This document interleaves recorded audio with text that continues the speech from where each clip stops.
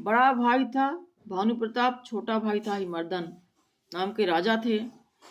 तो ये पूरे देश को जीत लिए थे अपने बल से, बलपूर्वक से सबको जीत लिए थे। राजाओं से दंड ले लेकर के छोड़ दिए थे, कुछ को मार दिए थे, फिर अपना एक मात्र राज करते थे। ये बहुत धर्म कर्म करते थे। बाग बगीचा, फुलवाड़ी, कुआं, नदी, तालाब, बावली पूरे उसमें तीर्थों में बनवाए थे। गली गली में कुआं खुदवाए थे। ऐसा पुण्य करते थे। एक समय मृग मारने गए और वहां उनको मिल गया राक्षस, जिसको मार मार के दंड लेके छोड़ दिए थे। वो साधु का वेश रखे रहता था। उन्हीं ने छल किया उनके साथ। आप सुनिए रामायण को अच्छी तरह से समझिए। उपरोहित जेवे नारे बनाई, छरस चारी विधि जैसे श्रुति गाई। माया मय तेहि समकीन रसोई, व्यंजन बहु गनि सकाई न कोई। विविध मृगन करे आमिष राधा, तेहि महु विप्र मासु खलु साधा। भोजन कहूँ सभी विप्र बुलाए, पद पखारी सादर बैठाए। परुषन जबहि लागी महिपाला, भय आकाश वाणी तेहि काला। विप्र वृंद उठी उठी गृह जाहू, है बड़ी हानि अन्न जनि खाहू।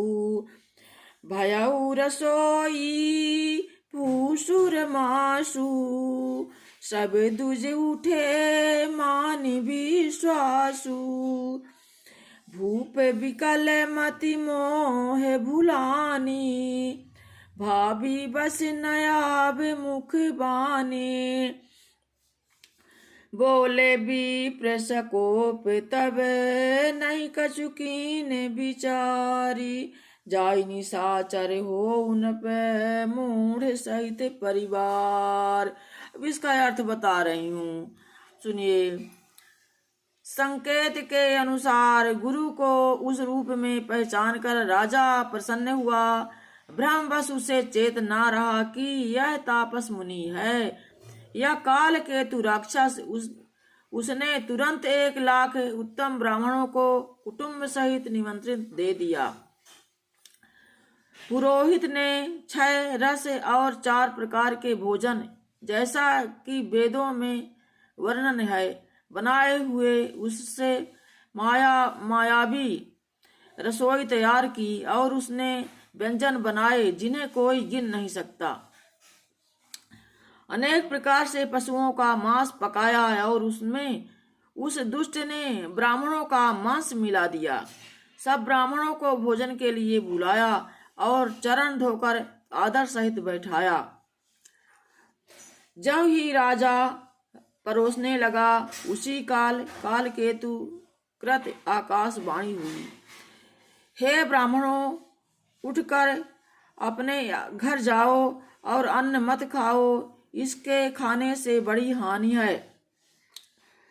रसोई में ब्राह्मणों का मांस बना है। आकाशवाणी का विश्वास मानकर सब ब्राह्मण उठ खड़े हुए। राजा व्याकुल हो गया, परंतु उसकी बुद्धि मोह में भूली हुई थी। होनहार बस उसके मुंह में एक बात भी न निकली। तब ब्राह्मण क्रोध कर बोल उठे। उन्होंने कुछ भी विचार न किया।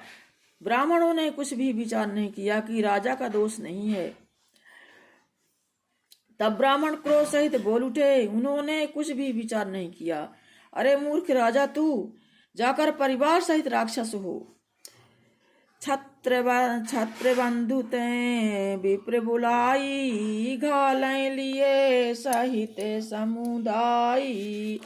ईश्वर राखा धर्म हमारा, जय हसी तै समेत परिवारा।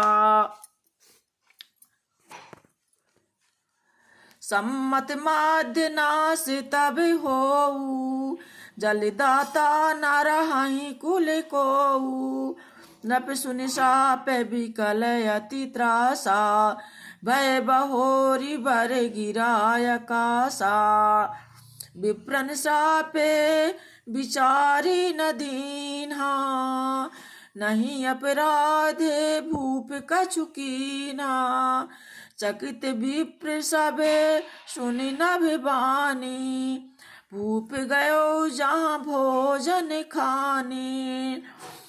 तहाँ नासन नहीं विप्र सुआरा, फिर उराऊ मन सोचे अपारा।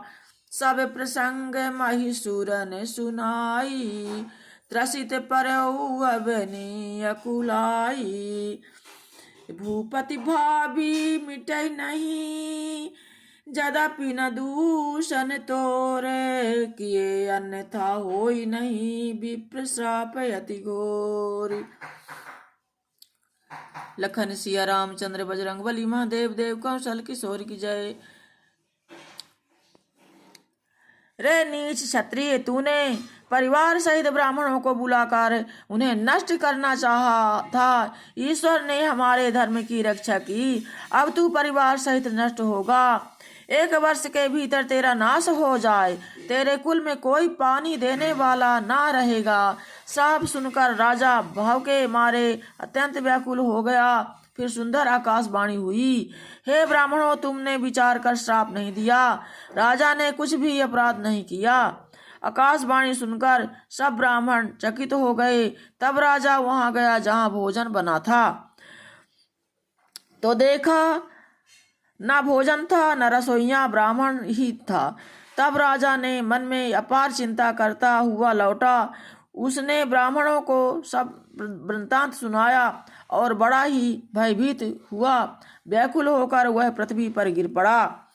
हे राजन, यद्यपि तुम्हारा दोष नहीं है तो भी होनहार नहीं मिटता। ब्राह्मणों का शाप बहुत ही भयानक होता है, यह किसी तरह भी टाले टल नहीं सकता। ऐसा कहकर सब ब्राह्मण चले गए। नगरवासियों जब वह समाचार पाया तो वे चिंता करने और विधाता को दोष देने लगे, जिसने हंस बनाते बनाते कौवा कर दिया। ऐसे पुण्य आत्मा राजा को देवता बनाना चाहिए था, तो राक्षस बना दिया। वो जाकर के रावण कुंभकर्ण हुए। बोलिए शंकर भगवान की जय।